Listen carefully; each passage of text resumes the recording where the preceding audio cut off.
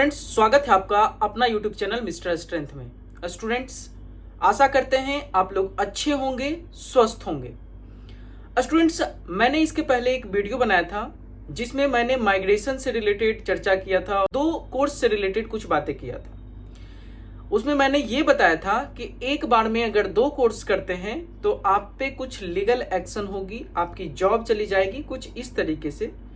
तो उसमें उन्होंने एक स्टूडेंट्स ना कमेंट करके मुझे पूछे, सर मान लीजिए फॉर एग्जांपल किसी का जनरल ग्रेजुएशन कंप्लीट हो गया है, फॉर एग्जांपल 2015 से 2018 अप्रैल में, और उसको अब कोई दूसरे कोर्स के यूजी लेवल में ही फिर से एडमिशन लेना है, और उसने एडमिशन लिया सेम ईयर 2018, लेकिन 2018 के अगस्त बैच से लेकर 22 तक यूजिंग डुप्लीकेट माइग्रेशन। यहाँ पे duplicate migration in the sense D copy का मतलब होता है कि आपने दोबारा से कॉपी निकाला है।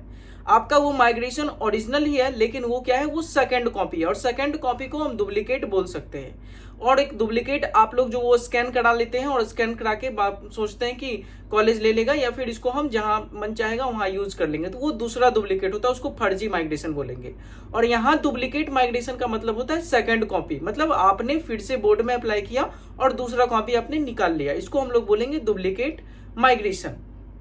Duplicate copy of migration obtained from 12th board, मतलब उन्होंने क्या किया, दूसरा कॉपी 12th बोर्ड से वो निकाल लिया, प्राप्त कर लिया वहां से। टू यूज तो उस कंडीशन में भी ये जो आप लीगल एक्शन और जॉब टाइम डॉक्यूमेंट्स वेरिफिकेशन में डिस्क्वालीफाई होने की बातें किया, वो तब भी एप्लीकेबल होगा क्या? सिंपल सा, इतना बड़ा कमेंट्स करने का जरूरत नहीं था, थोड़ा सा हम आपको ब्रीफ कर देते हैं, हम एक लाइन में समझा देते हैं।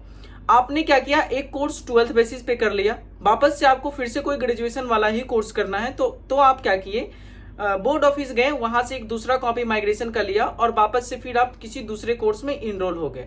तो इस कंडीशन में क्या आप पे लीगल एक्शन होगा क्या? जब आपकी डॉक्यूमेंट वेरिफिकेशन होगा तब। तो आप लोग को स्टूडेंट सिंपल से समझना, स्किप मत कीजिए, जितना चाहे उतना शेयर कर लीजिए, क्योंकि ऐसी वाली चीजें बहुत सारी हो रही है। आप लोग का लाइफ खराब हो जाएगा, आपका पैसा बर्बाद हो जाएगा, कोर्स करने का कोई इंपॉर्टेंस नहीं रहेगा।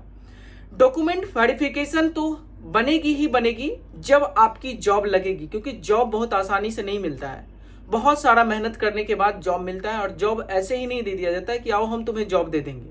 बहुत सारा क्राइटेरिया रखा गया है, और उसी क्राइटेरिया में धीरे धीरे छांटते छांटते अगर 100 वैकेंसी भी निकला है तो उसमें कोशिश रहता है कि 40 से 60 के अप्रोक्स मिले, बाकी 40 को ऐसे ही हम क्या करें, डिस्क्वालीफाई कर दें या फिर छांट दें किसी तरीके से। आपको स्टूडेंट्स जब आप डी कॉपी निकालते हैं तो आपको एक चीज ध्यान रखना होगा।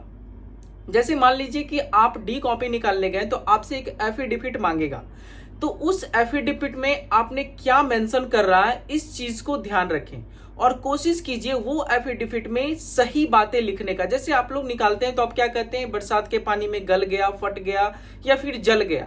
खोने का इसलिए नहीं लिखते हैं क्योंकि खोने के बाद वो एफआईआर वाली कुछ कागज वहां पे देना होता है। तो जब आप किसी एजुकेशन के पर्पज से दूसरा कॉपी निकाल रहे हैं तो कोशिश कीजिए उस एफिडेविट में आप वही चीज को मेंशन करने का, तब आपका ये लीगल हो जाएगा, मतलब ऑथेंटिक हो जाएगा, सही हो जाएगा। लेकिन आप लोग अगर कीजिएगा 2012, सपोज कीजिए आपने 2018 में 12th बैच पास कर लिया, और 12th पास करने के बाद ग्रेजुएशन में इनरोल हुआ, 18-3-21 3 साल का कोर्स था, 21 में आपने पास कर लिया, और वापस से आप बोर्ड ऑफिस चले गए कि भैया मुझे माइग्रेशन दे दो, मेरा माइग्रेशन क्या हुआ, खो गया, या फिर बरसात के पानी में गल गया, फट गया, कोई भी एक्शन दे रहे।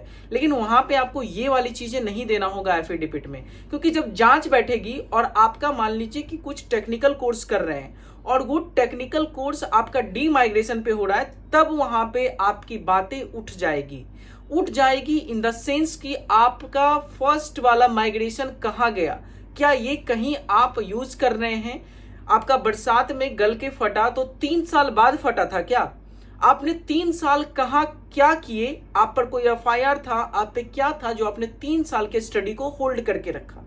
तो आप लोग स्टूडेंट्स, मेरा एक लाइन में कहने का अर्थ है कि आप लोग जब माइग्रेशन डी कॉपी निकालते हैं तो वहां पे जेन्युइन और ऑथेंटिक तरीका बताइए कि मैंने इस पर्पज से निकाले, हालांकि ये भी ब्रोकर लोग जो एडमिशन देते हैं बहुत सारा कर रहे हैं कि अगर आपने एडमिशन कहीं और ले रखा है, माइग्रेशन वहां से नहीं दे रहा है, चलो बोर्ड ऑफिस जाओ और बोर्ड ऑफिस से माइग्रेशन आप डी कॉपी निकाल लो, यहाँ पे एडमिशन ले लो। एडमिशन तो आप ले लीजिएगा, कोर्स भी कर लीजिएगा, आपको मार्कशीट भी मिल जाएगा, प्रोविजनल भी मिल जाएगा, ओरिजिनल भी मिल जाएगा स्टूडेंट्स।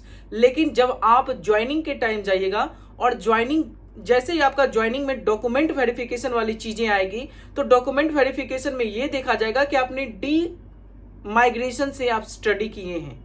भले आपका मान लीजिए कि अगर आप जनरल ग्रेजुएशन वाला से जॉब निकल जाता है और वहां पे फ्रेश हो जाता है, तब तो आप बच गए, तब वहां पे कोई जांच नहीं होगी, कोई इन्वेस्टिगेशन नहीं होगी।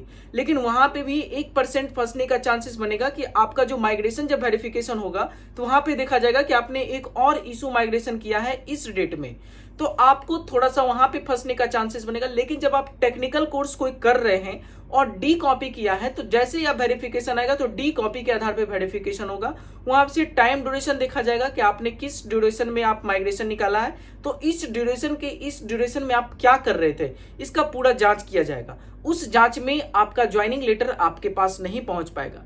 तो मेरा वीडियो बहुत सारे स्टूडेंट्स के पास शेयर कीजिए, आप अपने कलीग के पास जरूर शेयर कीजिए, भाई के पास शेयर कीजिए, बहन के पास शेयर कीजिए, सबके पास शेयर कीजिए, ताकि ये वाली चीजें से वो बच सकें। और अगर डी कॉपी निकाल रहे हैं तो वहां पे एफिडेविट में वो ऑथेंटिक बातें बताएं। अगर वो निकलता है तो ठीक है, नहीं निकलता है तो वहीं से आपका डिस्क्लोज हो जाएगा मैटर, आप दूसरा कोर्स नहीं कर सकते हैं। और अगर करना चाहते भी हैं, ग्रेजुएशन वाली ही कोर्स करना चाहते हैं, तो स्टूडेंट आप ग्रेजुएशन वाले माइग्रेशन से भी ग्रेजुएशन वाली कोर्स कर सकते हैं, इसमें कहीं कोई दिक्कत नहीं है। आई होप स्टूडेंट्स आपको समझ में आ गया होगा, और अगर समझ में नहीं आया तो फिर से वापस से आप कमेंट बॉक्स में आके कमेंट कर दीजिए, कोशिश करेंगे हम और अच्छे तरीके से आपको समझाने का। तो फिर मिलते हैं हम अगले वीडियो में किसी नए टॉपिक के साथ, तब तक के लिए जय हिंद, वंदे मातरम।